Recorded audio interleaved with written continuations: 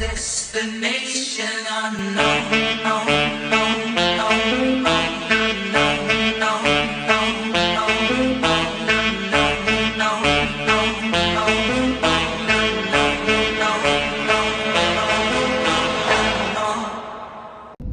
Hello, good morning guys! At tayo ay babiyahe ulit from Luzon, Visayas, Mindanao. Kasi nga, since itong kotse na binibenta natin ngayon is yung buyer natin is from Gensan, kaya ihahatid natin tong Vios natin sa Gensan. Kaya ako sa inyo, stay with my video as you come along with me traveling, going to Gensan. And yun nga, kita-kits tayo guys. Actually mamaya pa ako madaling araw aalis kasi nga pe-prepare natin yung sasakyan natin pabiyahe, check natin yung mga gulong, yung makina na safe tayo ang biyahe natin. Kaya guys, stay tuned to our video and thank you, see you! Hello guys, good evening. And nga po ngayon it's already 8:50. So dito po tayo magsa-start from Cainta, Rizal, no? Babiyahe na po tayo going to Matnog. So it will take for 13 hours for me to drive going there. So stay tuned sa ating video po. Papakita ko yung pwedeng magagandang scenery na ating makikita sa daan. So see you guys. And guys, na dadaan tayo sa ating pinaka-paboritong bubuyog for our coffee. Just so you know guys, no, ito lang kasi yung nagpapagising talaga sa akin na coffee, kaya very effective sa akin to. So ayun nga guys, no, napaga yung biyahe natin kasi supposedly madaling araw tayo babiyahe, pero mas maganda kung maaga tayo dumating sa Cagsawa Ruins. Guys, andito na po tayo ngayon sa Quezon Province, and since na medyo natatai tayo ma-recommend ko sa inyo, no, to syempre pag mahilig kayo bumiyahe at syempre gusto nyo din komportable yung pagbabawas nyo, I can recommend you the Clean Fuel guys. Let's check out their CR here at Quezon Province guys, no. Ito po kasi talaga yung CR na very clean, and yun nga. So check natin, let's check it out.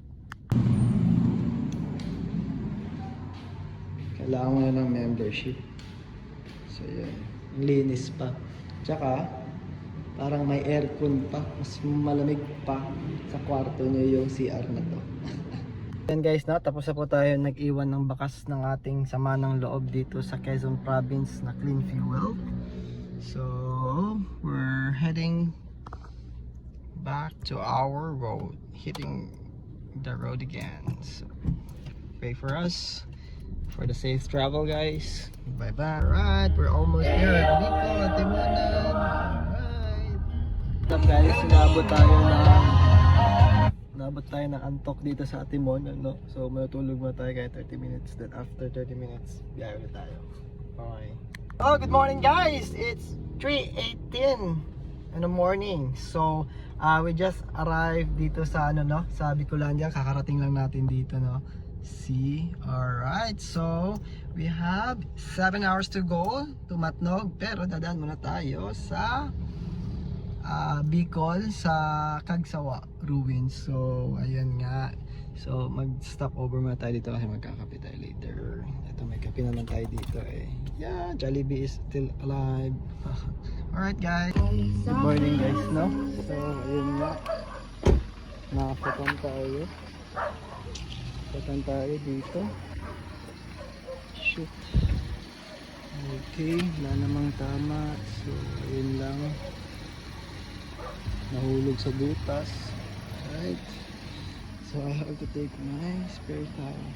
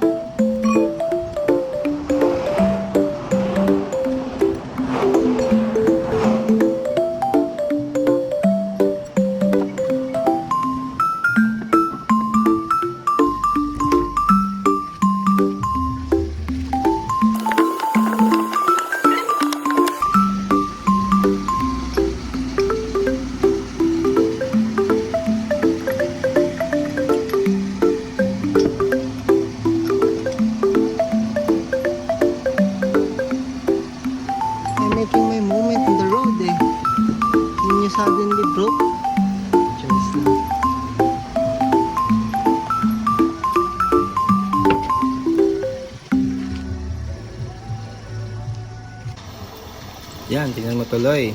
Na-flat ka tuloy. Saka kasunod mo yan sa Hilux eh. Kala mo naman kasi ma-overtaken mo eh. Yun tuloy, hindi mo nakita yung mga butas dun.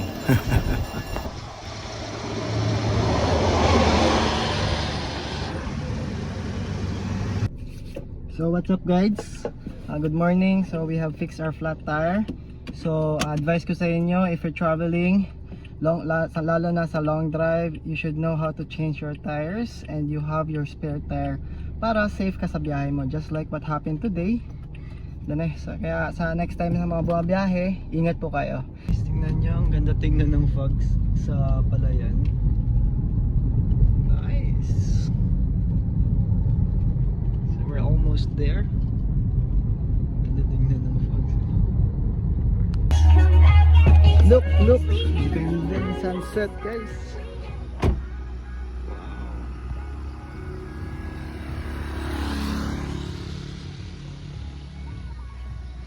Wow.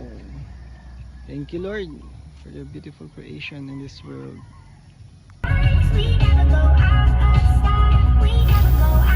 And ayun no, kunwari pin-feel lang natin yung scenery and syempre nini-enjoy na lang natin yung view. Ang ganda-ganda ng view oh.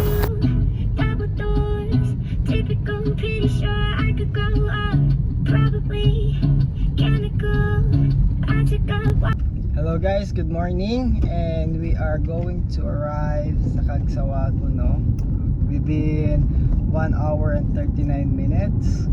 And sadya lang talaga guys, I just realized that since kanina, di ba, we got flat tire kanina along the way.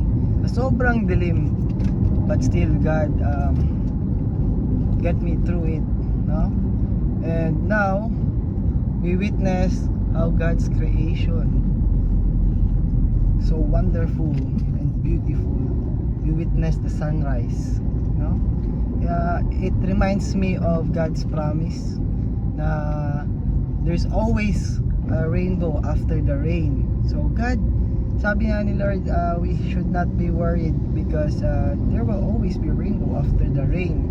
So God has planned it already, no? Sa atin na kung anong nangyaring masama sa atin, well, there are better future for us if we trust in the Lord with all our hearts.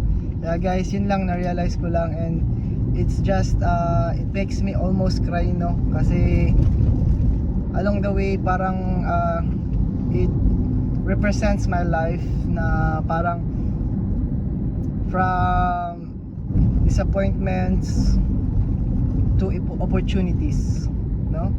With God, sabi ko nga, God is so good. Kaya guys, thank you for listening for my realization. Hope you enjoy, and see you there when we arrive in Cagsawado. Bye. So ayun guys, no, ayos natin yung spare tire natin just to make sure pag travel natin, uy, may tama nga, lucky. Lord.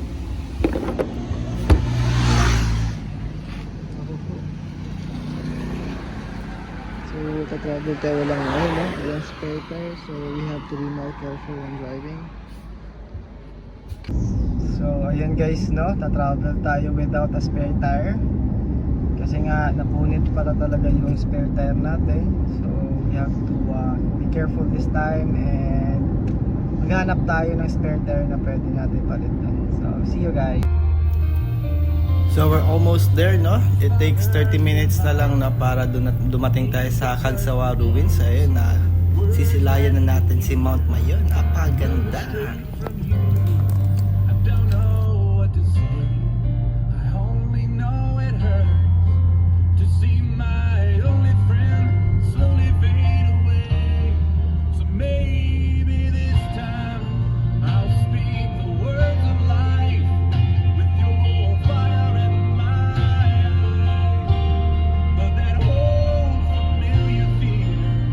Staring at my words, what am I so afraid of?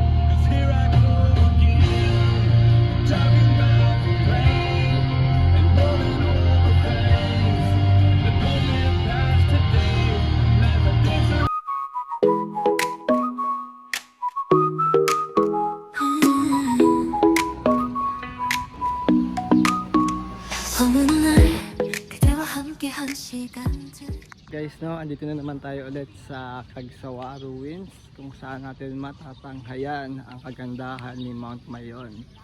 Yun. The church is over here. So Mount Mayon is showing up. So sabi nila, para sa mga turista, pag si Mount Mayon daw nagpapakita, it means a blessing. And kasi si Mount Mayon is a shy type volcano, kaya yun. Alright, ang ganda talaga ni Mount Mayon. Welcome to Sorsogon Coastal Road. I left my heart in Sorsogon by heart Bangawasta. Sige na tayo, no? Register tayo. Matnog na.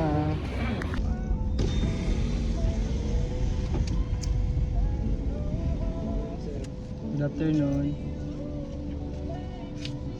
Thank you. Diretso na dan, no?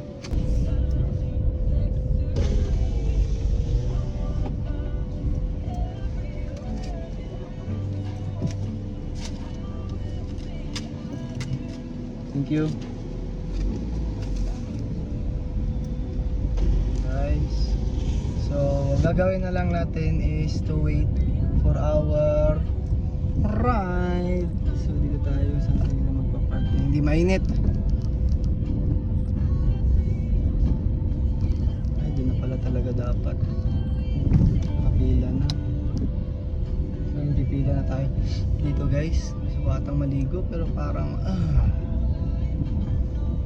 instead na maligo, matulog na lang muna tayo. Alright.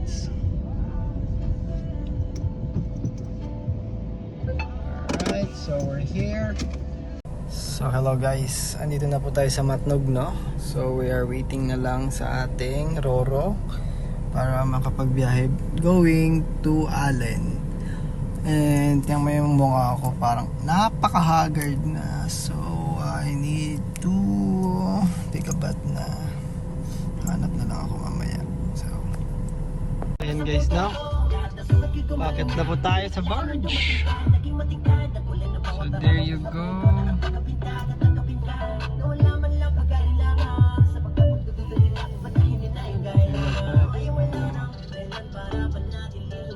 Alright, we're in. So we're good to go. Guys, eto na tayo ngayon. Pumasok na tayo sa barge. So babiyahe na tayo going to Allen. Yun nga, hindi na tayo bababa dito sa kotse pa kasi 1 hour and 30 minutes lang naman yung biyahe. So see you on the other side, guys. Bye. Don't you want me like I want you, baby? Don't you need me like I need you? At dahil nga di na mapagpigil, ayun, umakyat na nga at tingnan nyo naman yung tanawin, guys. Napakaganda. Wow. At saka ang lakas pa ng hangin dito. Relaxing. Very relax.